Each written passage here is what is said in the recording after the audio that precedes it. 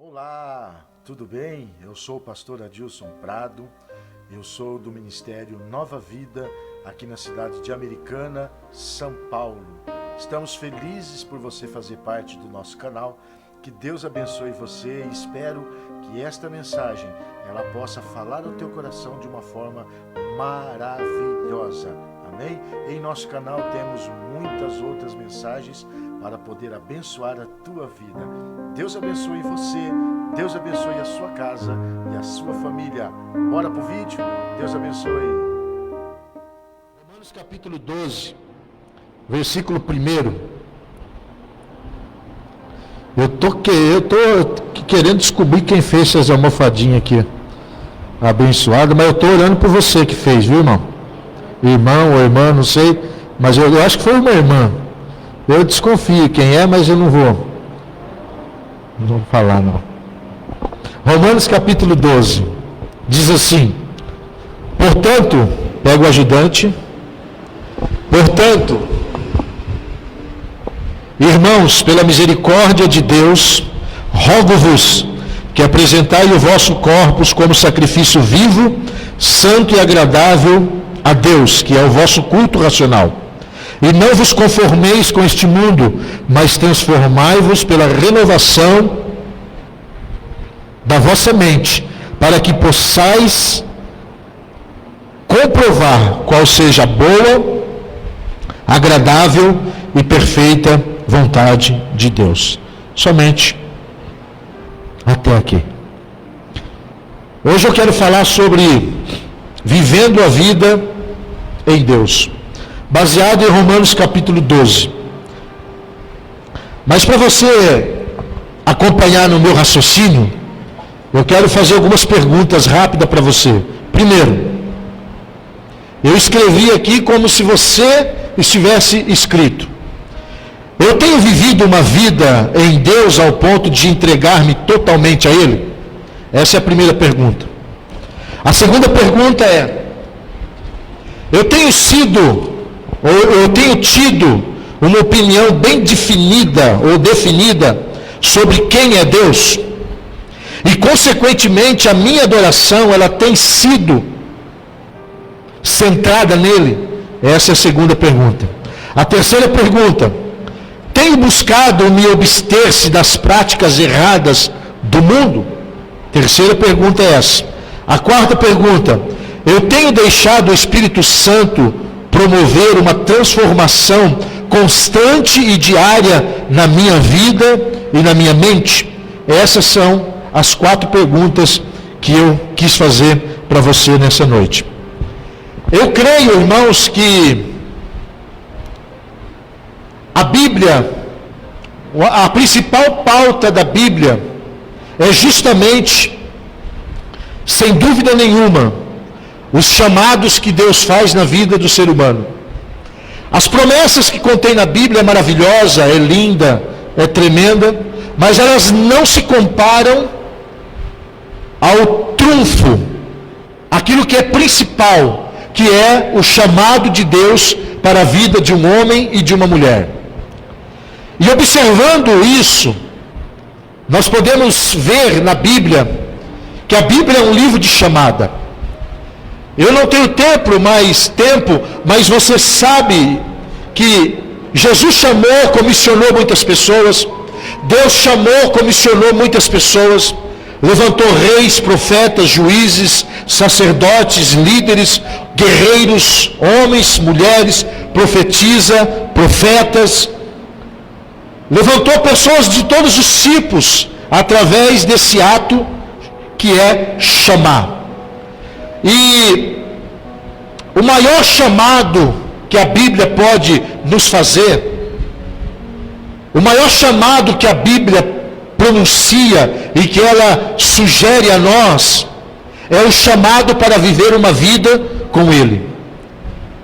As outras coisas é maravilhoso, mas em uma comparação rápida, para você entender o valor do chamado de viver uma vida com Deus, é completamente diferente de viver um chamado de outra origem. Por exemplo, eu posso ser chamado para ser um pastor, mas eu posso ser um pastor mas posso ser um pastor sem vida com Deus.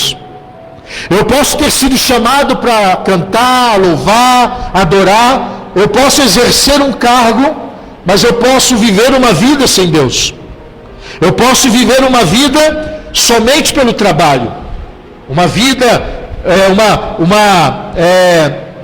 como eu diria a palavra certa,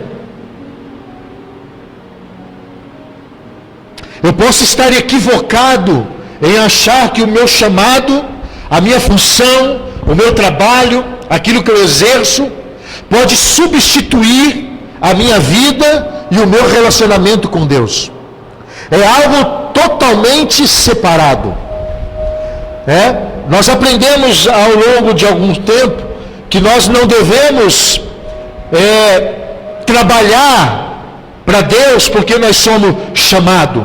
Nós temos que trabalhar para Deus porque nós temos um relacionamento com Ele. Então, o chamado para viver uma vida com Deus é o maior chamado que a Bíblia ela pode oferecer. Porque aquele que prega, ele pode muito bem pregar e ele pode dominar o vernáculo, ele pode dominar o português, ele pode conhecer de doutrina, de teologia, ele pode ser mestre em divindade e tantas outras coisas que hoje nós podemos alcançar. Mas o fato dele saber tudo isso não lhe dá o direito de pensar que pode substituir uma vida e um relacionamento com Deus. Há um clamor para os nossos dias, um clamor para que nós vivamos uma vida intensa com Deus. Uma vida intensa com Deus. Eu até escrevi aqui uma frase mais ou menos dizendo assim, há um clamor apostólico para que vivamos uma vida intensamente vivida com Deus. Intensamente. Quem já amou intensamente? Quem ama intensamente sabe o que o amor pode causar. Uma intensidade, uma energia, uma força, uma convicção e tantas outras coisas. Mas existem algumas formas de viver um relacionamento com Deus. E quais formas são estas? Como que eu posso viver esse relacionamento com Deus? O relacionamento, ele começa a partir do momento da decisão, Eu sempre tenho que decidir em viver esse relacionamento. Assim como acontece num casamento, em um namoro, em um noivado, há uma decisão de assumir aquele compromisso, aquela relação, e aquele casamento e aquela família. Então tudo começa com essa aceitação. E algumas formas que nos ajudam com isso, nós vamos pensar um pouquinho sobre isso. A primeira delas é a forma de entrega total a Deus. O versículo que nós lemos, olha aí o versículo primeiro, a parte A. Rogo-vos, pois, irmãos, pela misericórdia de Deus, que apresentei os vossos corpos como sacrifício vivo. O apóstolo, ele fala sobre apresentação. A apresentação é algo de suma importância, porque em uma entrevista de emprego, de 100%, pelo menos 60% é a apresentação daquela pessoa. É a conduta daquela pessoa, as vestimentas daquela pessoa, o jeito que aquela pessoa se expressa, o jeito que ele fala. Por exemplo, se uma pessoa meia doidinha, que gosta de falar na gíria, ela vai para uma entrevista, imagina, ela senta na mesa com o diretor ou com o entrevistante, e de repente ele pergunta, qual que é o seu nome? Então, mano, é o seguinte, o meu nome é João, e eu estou nessa pegada aqui porque eu estou precisando de um trampo, mano.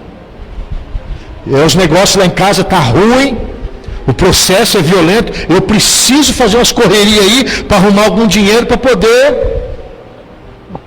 Ele vai conseguir alguma coisa ali? Porque a conduta dele foi impropriada. A apresentação dele, ela não foi boa. Quando a gente se excede nos enfeites, na roupa, prejudica uma entrevista. Entendeu? Então, numa entrevista, você tem que se apresentar. Quando nós falamos de apresentação a Deus, é justamente isso. Apresentar é a mesma coisa de aparecer. Apresentar é a mesma coisa de se fazer notório. A apresentação é permitir que os outros vejam a gente de fato como a gente é, porque a apresentação, né, na primeira impressão, ela vai dizer quem você é.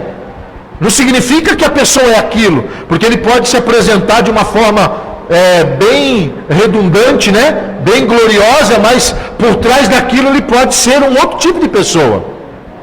Por trás daquilo ele pode ser uma pessoa que a gente não sabe que está ali. Mas a apresentação, ela é forte. Em primeiro lugar, nós devemos entregar a Deus algo vivo. Efésios capítulo 2, versículo 4 e o 5 diz assim, todavia Deus, que é rico em misericórdia pelo amor com que nos amou, deu-nos uma vida juntamente com Cristo, quando ainda estávamos mortos na transgressão, pela graça vós sois salvos. Quando o apóstolo Paulo fala isso, que Deus é rico e grande em misericórdia e grande em amor, nós devemos entender que o amor ele também pune. O amor não serve somente para amar, ou para dar coisas boas, ou para fazer os desejos se cumprirem. O amor ele também corrige. E quando nós lemos que Deus é amor, nós não podemos achar que nós podemos viver uma vida parcial. A nossa vida, ela tem que ser de uma forma entregue total. Uma entrega total. Uma entrega sem limites. Perceba que um jogador de futebol, quando ele dá o sangue, né, que é a frase mais popular que se usa, ele dá o sangue pelo time, há um reconhecimento dos seus torcedores que estão do lado de fora. O time pode ter até perdido, o campeonato pode ter ido embora, que nem o Palmeiras foi campeão, né? Dá glória a Deus, irmão. Então os outros perderam, mas não importa, porque se aquele jogador ele se jogou bem, ele deu sangue, ele deu a vida, ele deu o melhor, com certeza ele vai ser elogiado. Alguém vai dizer, o Corinthians só perde, mas tem um cara ali que dá o sangue pelo time, aquele cara está de parabéns, entendeu? Então quando nós apresentamos a Deus, quando o apóstolo Paulo diz para apresentar a Deus, né, como sacrifício vivo, o nosso corpo, ele não está falando do nosso tempo, ele não está falando dos nossos momentos, ele está falando de uma vida toda, ele está falando de uma forma em geral. Ele está falando do seu tempo, da sua vida, da sua casa, da sua finança, da sua saúde, de tudo que você imagine que é a sua vida. Ela deve ser entregue ao Senhor, porque a Bíblia diz que é bom entregar a Deus, porque Ele tem cuidado de nós. Ele pode cuidar de nós. Então, esta entrega, ela tem que ser viva. Segundo lugar, essa entrega, ela tem que ser santa. Números capítulo 3, versículo 4, vai contar a história de Nadab e Abiú, que eram sacerdotes no templo. Eu vou ler o versículo para você. Nadab e Abiú, entrando, caíram mortos perante o Senhor, quando trouxeram uma oferta com fogo estranho. Em alguma tradução vai estar fogo profano. No deserto do Sinai, como não tinha filhos, somente Eliezer e Itamar serviram como sacerdote durante a vida de Arão, seu pai. Perceba que esses dois jovens, eles eram sacerdotes, exerciam a função de sacerdote, tinham responsabilidades na casa de Deus, tinha responsabilidade com Deus, e uma das maiores responsabilidades do sacerdote era cuidar e preservar da sua própria vida. Na Bíblia você vai descobrir que todas as celebrações em Jerusalém, onde vinham pessoas de todos os lugares, né? O dia do holocausto, o dia de apresentar ao Senhor a oferta, o dia de apresentar ao Senhor a oferta pelo perdão dos pecados. Isso acontecia uma vez por ano. Ali vinham centenas de sacerdotes que viviam em muitos lugares, chegavam até Jerusalém, mas nenhum daqueles sacerdotes sabia qual seria o seu dia de oferecer um sacrifício a Deus para uma pessoa. Então, quando chegava, todos ali estavam reunidos, eles faziam como se fosse um sorteio, né? Davam um papelzinho para cada um com um número, né? Entre parênteses aí para você entender. E o número do sacerdote Nadab e Abiú era 5, e o do Abiú era 6. E quando chega ali, há um sorteio para ver quem vai estar diante do Senhor para oferecer a oferta. E de repente esses dois é sorteado.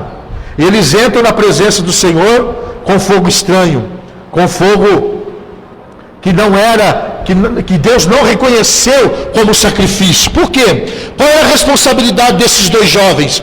Guardar e preservar a sua vida e o seu relacionamento com Deus. Esse é o principal mandamento de um sacerdote. É guardar a sua própria vida, é guardar a sua santidade, é estar apto para estar na presença do Senhor.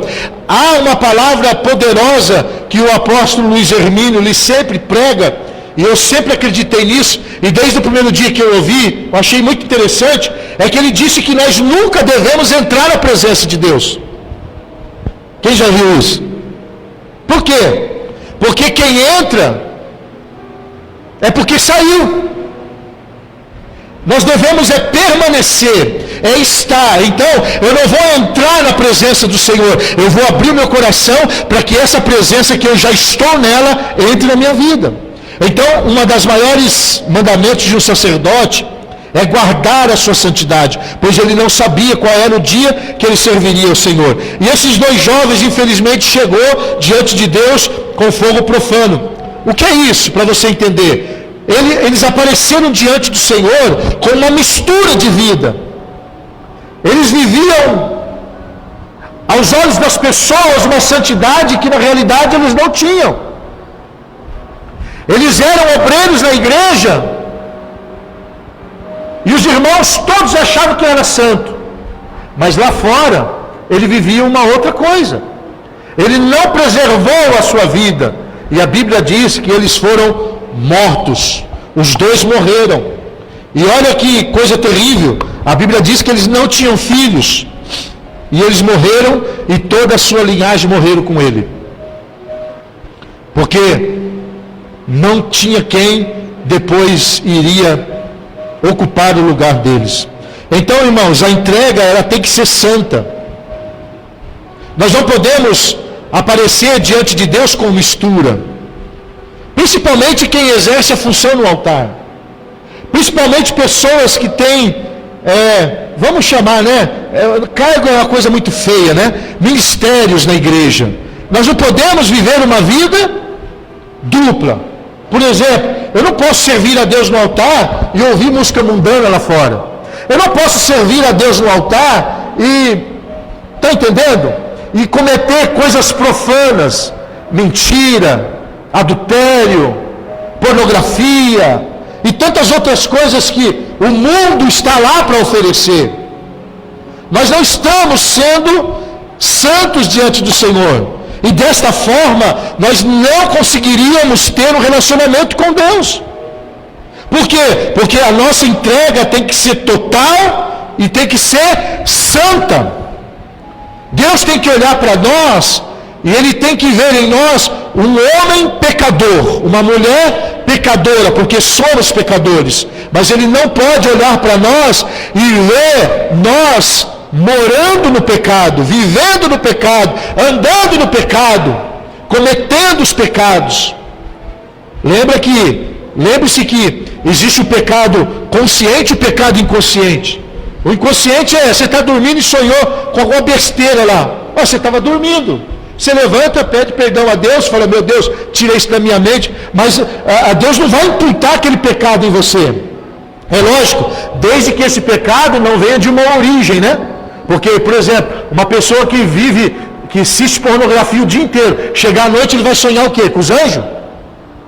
De maneira alguma. Então eu estou falando de uma forma singular. Agora existe o pecado premeditado. A gente sabe que é pecado, sabe que é errado, sabe que não vai dar certo, sabe que Deus não se agrada, mas a gente está ali insistindo, fazendo, mexendo, pegando, indo e etc, etc, etc. Nós não vamos conseguir ter um relacionamento. A terceira coisa é que esta entrega ela tem como principal alvo agradar a Deus. A entrega jamais pode ser para agradar a homens, né? Para agradar a pessoas. Não adianta eu querer agradar, né, o meu líder e não agradar a Deus. Não adianta eu querer agradar o meu pastor, a minha pastora e desagradar a Deus. A entrega ela tem que ter um alvo principal. Esse alvo é agradar o coração de Deus. Você já fez uma simples pergunta para Deus? Que, assim, a gente não faz. Você já parou diante do espelho? Olhou para o espelho assim, porque quando você vê a sua imagem, você vê Deus, sim ou não? Deus é um pouquinho de cada um de nós. Nós somos imagem e semelhança dele. Não só no aspecto espiritual, amém? Você já olhou no espelho e você perguntou, Deus, o Senhor está se agradando de mim? Você já perguntou isso? Você já perguntou, Deus, o Senhor está se agradando das minhas atitudes? O Senhor está se agradando da minha entrega? O Senhor está se agradando da minha vida, ainda que com falhas, mas estou tentando viver uma vida santificada diante do Senhor? O Senhor está se agradando? O teu coração está alegre comigo, Deus? Essa é uma pergunta que nós devemos fazer. Essa é uma pergunta que nós devemos sempre pensar. Olha o que diz o Salmo 51, versículo 17. Os sacrifícios que agradam a Deus são um espírito quebrantado, um coração quebrantado e contrito. Deus a estes não desprezará. O salmista está dizendo que o sacrifício que agrada a Deus é o sacrifício de quebrantamento, é o sacrifício interior, é o sacrifício que me custa tempo, é o sacrifício que vai me custar algumas coisas da minha vida secular, vai me custar um tempo a mais com Deus, vai me custar uma renúncia de algumas coisas para que eu possa estar agradando o meu Senhor. Vou perguntar para os maridos, irmão, seja sincero, não deixa eu sozinho não, hein? Quantos dos maridos já foram para um lugar que você não queria ir? Mas você foi porque a esposa foi, os filhos foram, você teve que ir também. Não nega a mão, não. Brincadeira. Pode erguer sim, irmão, nós é homem, ergue a mão. Nós é cabra macho. Aconteceu comigo já. Teve uma vez que teve até uma treta lá em casa, não briga. Mas um dia eu cheguei lá e falei, gente, vamos parar. Como que vocês marcam as coisas para mim, isso sem saber se eu quero ir? Vamos. Na hora que eu vejo já está lá. Não foi? Isso aí? Aí eles deram uma parada. Agora ele falou, pai, vamos. Mas não, antigamente, por exemplo, a mesma coisa você fala assim, ela vai viajar e você não fica sabendo. Você só está sabendo, eu falo, arruma as coisas que ela vai viajar. O quê? Eu falei, eu não quero ir. Está entendendo? Nós temos que ter essa percepção, irmão. Vai ter vezes que nós vamos ter que fazer algum sacrifício.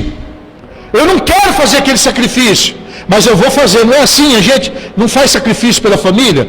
Você não está disposto, mas você vai para agradar a esposa, agradar os filhos, porque é família. Então não é que você não gosta de ir, é que de repente naquele dia você não está legal, mas mesmo assim você vai.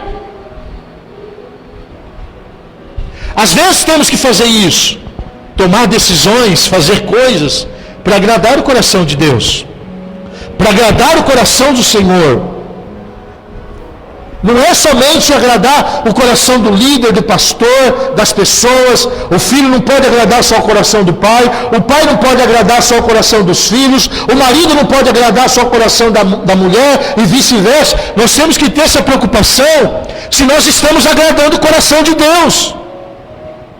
Porque às vezes o meu melhor, para mim, eu acho que é o melhor, mas está deixando a desejar.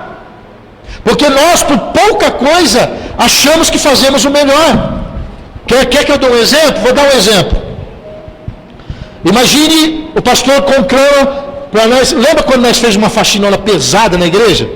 Nós veio com um monte de gente, tinha as coisas lá no fundo, jovens, lembra disso? Nós tirou tudo e limpou o ventilador e desmontou, fizemos aquele... Quando termina o dia, como que você se sente?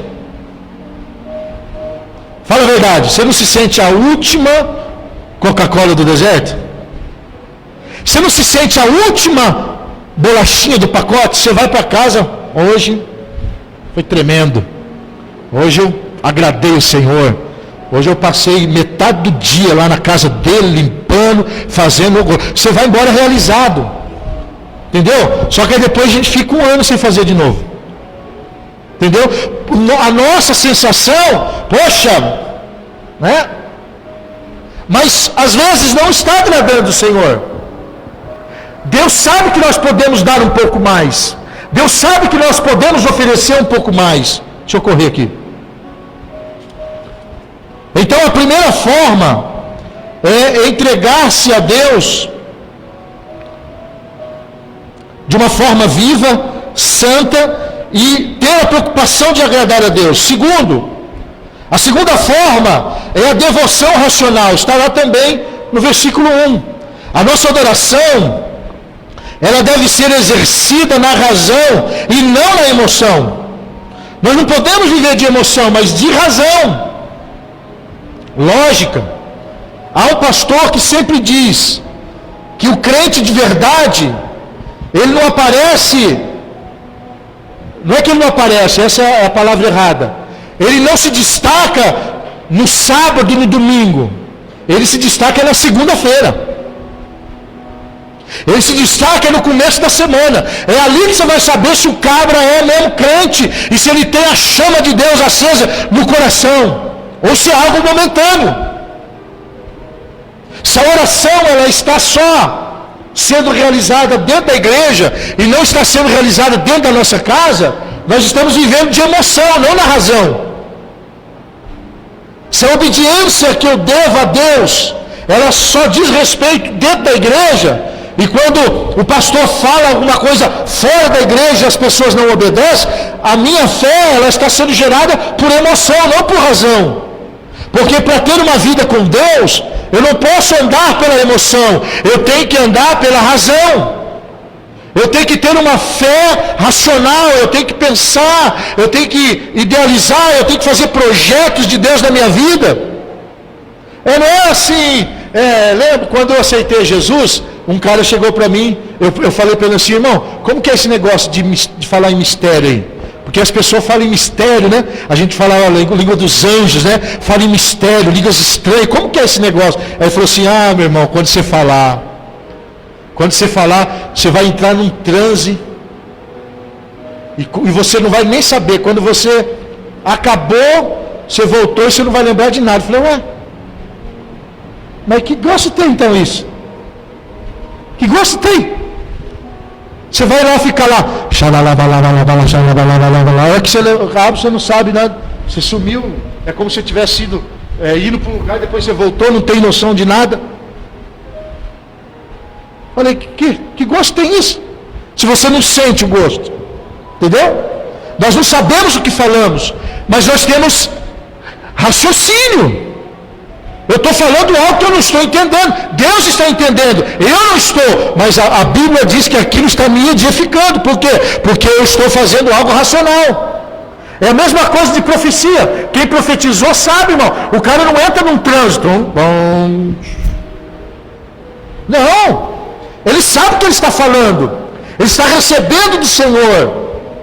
Ele está recebendo a palavra de Deus. Deus está falando no coração dele. Deus está colocando as palavras na mente dele.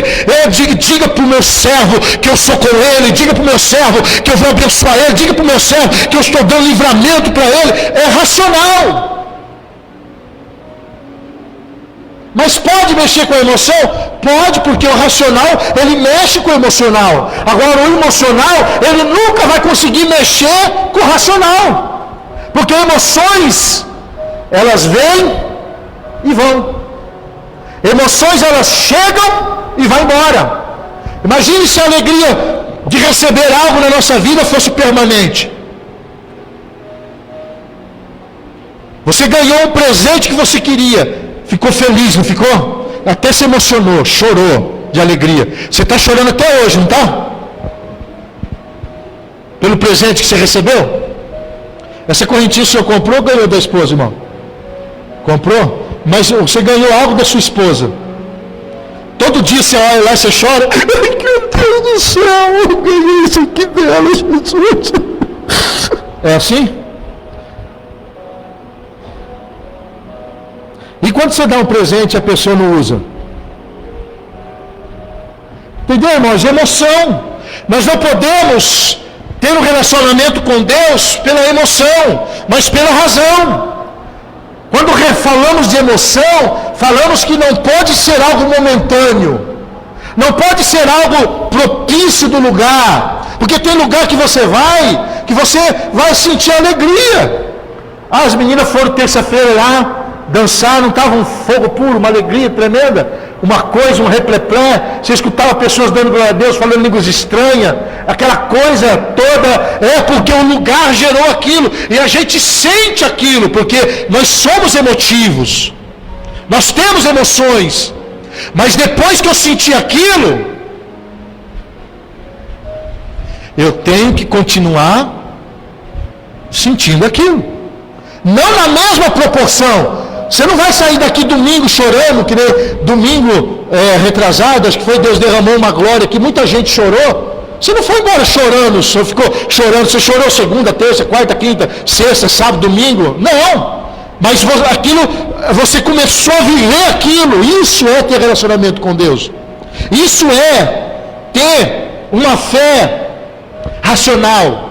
Isso é adorar a Deus de uma forma racional. Receber aqui e viver lá. É sentir aqui e continuar sentindo lá. Talvez não na mesma proporção, mas você sempre vai sentir aquele arrepiozinho.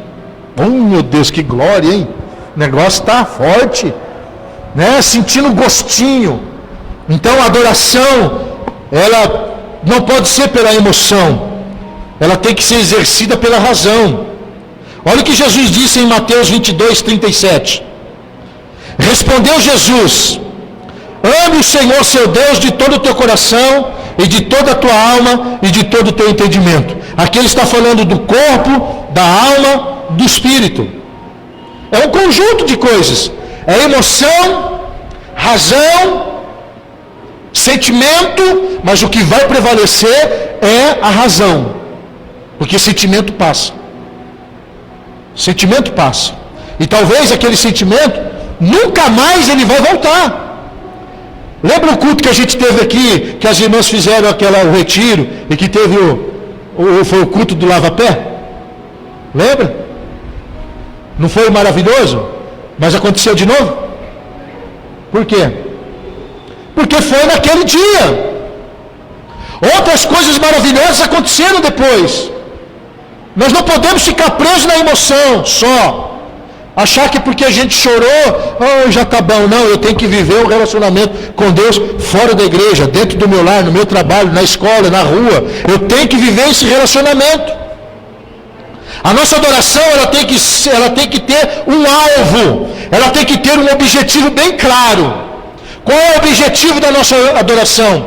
Qual é o objetivo de estarmos adorando a Deus? Qual é o objetivo de estarmos cantando louvores? Qual é o objetivo de nós levantarmos a mão e glorificar a Deus? Estamos glorificando porque é uma força que está saindo dentro de nós sem sentimento, ou quando eu falo glória a Deus, eu estou dizendo glória a Deus porque eu olho para Deus e vejo algo diferente nele.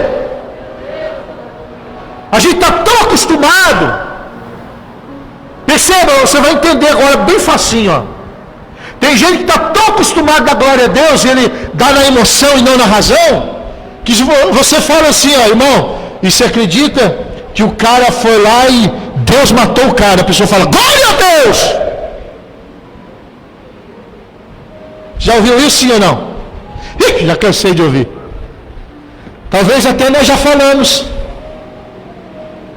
Você lembra que eu disse uma vez aqui, eu parei porque os irmãos ficou espertos demais e agora eu não consigo pegar mais vocês, mas eu sempre dizia, eu pegava o microfone e antes de dar a paz do Senhor eu dizia, quem está triste dê glória a Deus, um monte de gente, glória!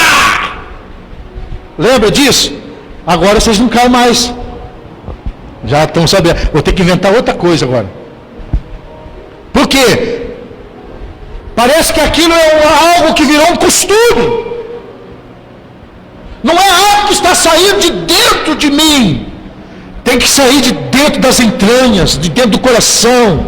Tem que sair de dentro da alma. Por que eu estou adorando a Deus? Eu estou adorando a Deus porque Deus fez algo na minha vida que ninguém jamais poderia fazer. Por isso eu estou adorando a Ele, eu vou adorar Ele. E cada vez que eu digo Deus é bom, eu não digo porque é uma palavra popular que é bonita de se dizer.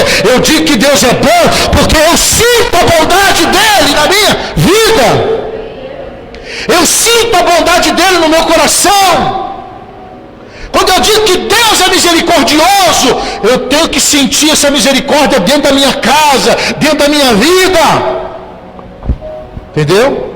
A adoração, ela tem que ter um objetivo. E ela tem que ser bem clara para nós. Apocalipse 14, versículo 7. Diz assim: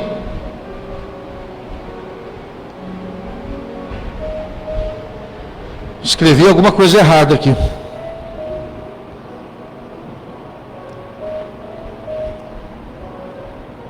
E disse em alta voz, eu acho que é isso. Se você puder, se for isso, aí você confere comigo. Apocalipse 14, 7. E disse em alta voz: temam a Deus e glorifiquem-no, pois chegou a hora do seu juízo. Adore aquele que fez o céu, a terra, o mar e as fontes das águas. Gritem em alta voz.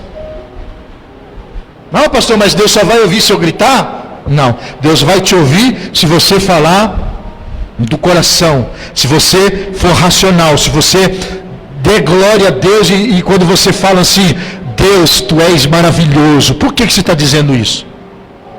Só porque Ele é maravilhoso? Ou porque Ele fez maravilha na sua vida? Deus, tu és santo.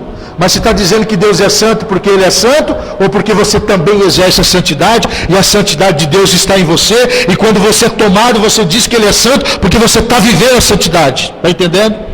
Nós temos que ter um objetivo, irmão. Nós não podemos ser pessoas insanas. Você deve vir na igreja sabendo o que você vai fazer. Eu vou lá para quê? Eu não vou lá para o pastor ver que eu fui. Eu não vou lá só para sentar no banco. Eu vou lá porque eu tenho uma dívida com o Senhor. Do que? De gratidão. Eu vou lá porque eu quero adorar Ele. Eu vou lá cantar. Não é porque eu fui... eu estou na escala. Eu vou lá adorar porque eu tenho desejo no coração de adorar. Porque Deus fez grandes coisas na minha vida. Está entendendo? Amém? A nossa adoração, ela precisa ser pautada como um estilo de vida constante. Adoração não é dar glória a Deus só. Adoração não é só falar, Deus é maravilhoso. Adoração não é só cantar. Adoração não é só tocar. Adoração não é só pregar. Adoração é mais do que isso. Adoração é um ato de entrega. Lembra que eu disse para vocês que o sentido original da palavra adorar é entregar-se sem reserva? No original, no grego, entregar-se sem reserva. Isso é adorar. Então, eu às vezes dou glória a Deus na igreja, mas não me entrego lá fora para o Senhor. Eu glorifico a Deus na igreja, mas não me entrego lá fora para o meu Senhor. É uma adoração que está sendo direcionada de uma forma equivocada. Já estou terminando, irmão, só para não ficar no vácuo. Acho que eu vou conseguir terminar 9 horas. Uma outra coisa que me aproxima de Deus, a segunda, é ter uma devoção racional. A terceira, nós devemos observar as práticas erradas, práticas que envolvem a corrupção na qual se encontra o mundo. Ou seja, eu não posso fazer aquilo que o mundo faz, eu não posso agir como o mundo age, eu não posso pegar as coisas lá do mundo e trazer para a minha vida como só porque é bonito. O nosso mal é que às vezes nós não vemos a origem das coisas. Tem coisas que é consagrada a Satanás. Um irmão um dia comprou uma camisa,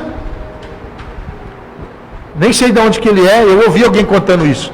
Ele comprou uma camisa muito bonita, camisa top, e estava escrito atrás, que língua que era aquela? Japonês ou chinês, agora eu não lembro. Ele comprou, ele ia para a igreja para todo lado com aquela camisa. E um dia ele estava em um lugar, ele disse que alguém tocou nas costas dele, eu não lembro se era um japonês ou um chinês. Olhou para ele e falou assim: cara, você é crente? Ele falou: sou. Ele falou: então por que você está vestindo uma camisa dizendo eu sou filho do diabo? Entendeu? Ele comprou porque achou bonito. Ele comprou porque talvez estava na moda.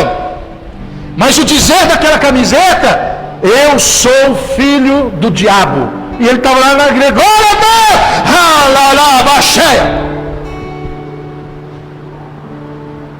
pastor, mas ele não sabia. Pois é, mas deveria saber.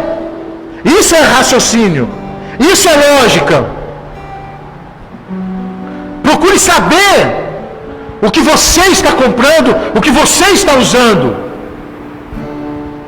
para que você não se equivoque, porque alguém que tenha mais conhecimento às vezes que nós, vai saber o que é aquilo.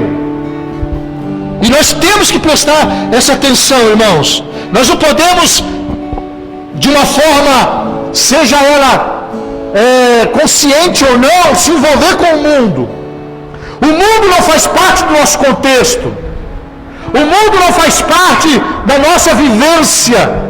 A nossa vivência é outra. Nós somos nova criatura, nós somos separados, nós somos exclusivos de Deus, nós somos exclusivos para Deus, a nossa vida é exclusiva para Deus, a nossa boca é exclusiva para Deus, os nossos olhos é exclusivo para Deus, as nossas mãos é exclusiva para Deus, o nosso corpo tem que ser exclusivo para Deus.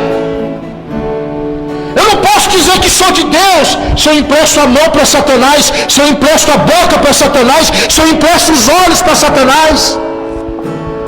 Por isso que nós não conseguimos ter um relacionamento com Deus, porque nós não paramos para fazer uma pausa sintética na nossa vida, ou seja, algo bem dividido, explicado e bem dentro do seu contexto, para viver esse relacionamento com Deus. Segunda epístola de Pedro 1,4 diz assim: por intermédio destas, ele nos deu a sua grandiosa e preciosa promessa, para que por ela vós se tornasse participantes da natureza divina e fugissem da corrupção que há no mundo por causa da cobiça. O apóstolo Pedro está dizendo que após conhecer a Deus, as coisas gloriosas de Deus, nós precisamos entender que a partir desse momento, nós somos participantes de uma natureza divina, uma natureza espiritual. Nós continuamos vivendo nesse corpo, mas agora com atitudes diferentes. Nós continuamos vivendo no mundo, mas apresentando ao mundo uma pessoa diferente. Um jovem diferente, um homem diferente, uma mulher diferente. Não é um homem insano, louco, um homem manezão que não sabe o que está fazendo, aquele cara doido, né? Não sei se vocês viram aí, tem um irmão aí, alguns dizem que ele tem problema na cabeça, não sei se é verdade. Ele anda de bicicleta aí, gritando pro meio da rua, vocês já viram ele por aí? Ele fala assim, bando de raça de víbora! Sai gritando para todo lado. As pessoas vão falar. Mas começa a apresentar você, através do teu corpo, da tua atitude, algo diferente do que vive lá no mundo, para você ver. Se você não vai tocar a vida das pessoas, se você não vai causar uma curiosidade nas pessoas, no teu amigo de escola, no teu amigo de trabalho, começa a viver diferente, para você ver se ele não vai fazer essa perguntinha para você, viu? Como que você consegue ser assim? Você fala, cara, eu não consigo, é Deus que me dá força, porque a vida que eu vivo não vivo mais para mim, eu vivo para Ele agora. Aí você pode usar as palavras de Paulo e dizer, porque agora eu estou crucificado com Cristo, então eu não tenho mais vontade própria, a minha vontade é de adorar, glorificar, adorar a Deus, estar com Deus, orar a Deus, falar com Deus. Isso é relacionamento com Deus. Isso é viver com o Senhor. Pastor, mas eu estou tendo dificuldade. Pois é, por isso que Deus te trouxe essa palavra, para você começar a praticar ela. Vai eliminando coisas da sua vida, vai começando por coisas pequenas, ou coisas não tudo de uma vez, porque você não vai conseguir. Você não vai sair daqui e vai amanhecer um santificado. Você não vai sair daqui e vai amanhecer um iluminado de Deus. As pessoas vão olhar para você e falar, que isso, que glória é essa? Não, isso não vai acontecer. Mas você vai sair daqui e vai começar a praticar o que você está ouvindo. Você ouviu que você deve apresentar uma adoração a Deus racional. Então você vai começar a falar, Deus, eu quero começar a viver na minha vida essas glórias. Quando eu dizer que o Senhor é bom, eu quero dizer porque eu experimentei isso na minha vida. Quando eu falar que o Senhor é misericordioso, eu quero falar porque eu experimentei isso na minha vida. Você vai começar um pouco de cada dia, viver coisas de cada dia você vai eliminando uma, fazendo outra, adquirindo outra. Quando você vê, meu irmão, você já construiu um relacionamento com Ele, e aí você vai poder olhar e dizer, eu estou nele e Ele está em mim. Diga isso, eu estou nele e Ele está em mim. Diga mais uma vez, eu estou nele e Ele está em mim. Isso é relacionamento com Deus, é estar com Ele na igreja, na adoração, no culto, mas é também Deus estar comigo lá fora, no trabalho, na diversão, no cinema, na praia, nas férias, aonde quer que você vá. Você tem que ter esse relacionamento. Deixa eu concluir, irmão, para não ficar no 5 minutinhos não vai matar, não, fica tranquilo.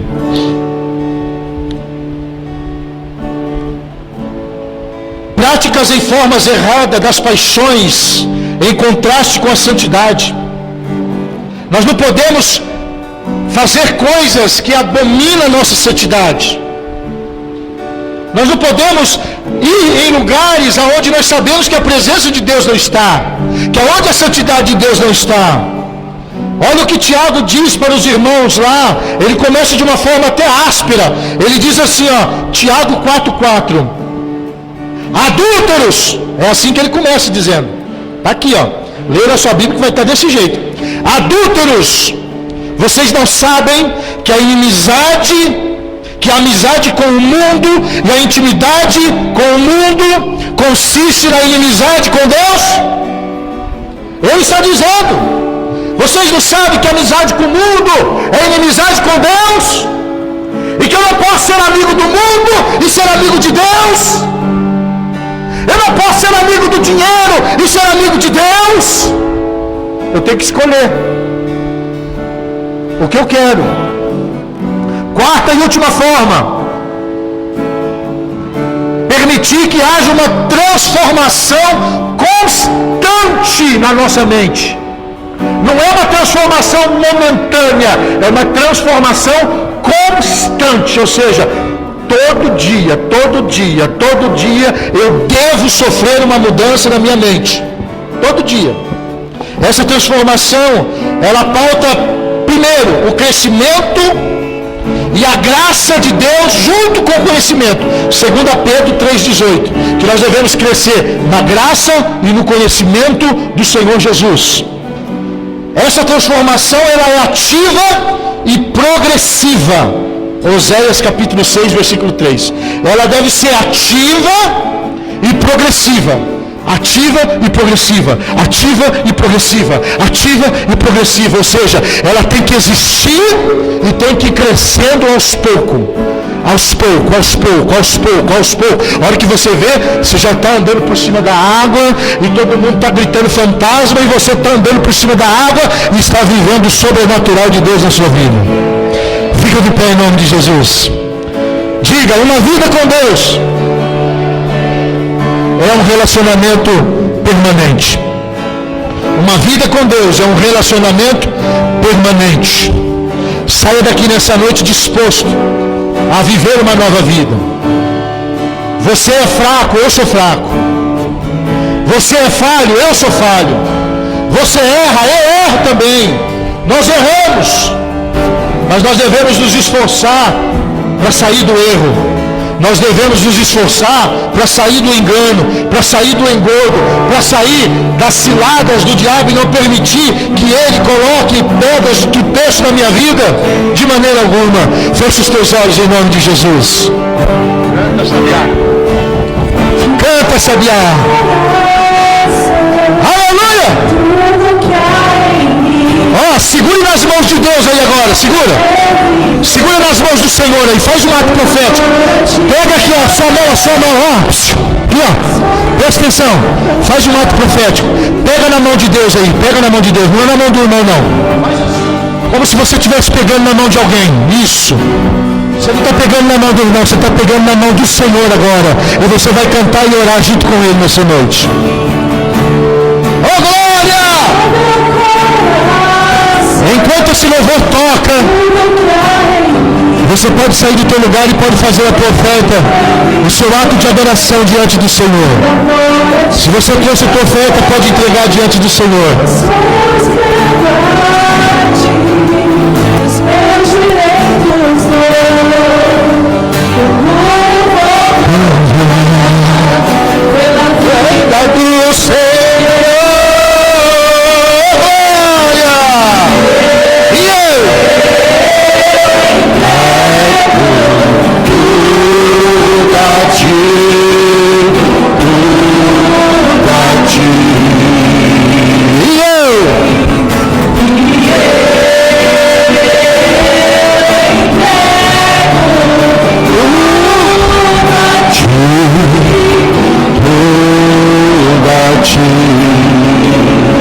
Amanhã, quinta-feira, nossa oração. Sexta-feira, culto de oração. Sábado, pré-culto com os adolescentes. E domingo, nosso culto de adoração ao Senhor. Aleluia. Que Deus te abençoe, que Deus te proteja, que Deus te guarde. Que Deus faça esta palavra florescer no seu coração. Que Deus faça essa palavra prosperar na sua vida. E que amanhã você possa encontrar comigo, com a minha esposa e dizer: pastor, esta palavra mudou a minha vida, porque Deus falou comigo poderosamente e agora eu estou sendo abençoada. Levante as mãos. Que a graça do Senhor Jesus, que o grande amor de Deus e que a consolação do Espírito Santo esteja com cada um de nós, hoje para todos sempre. Todos digam amém. Aplaude ao Senhor Jesus. Está terminado. Deus te abençoe.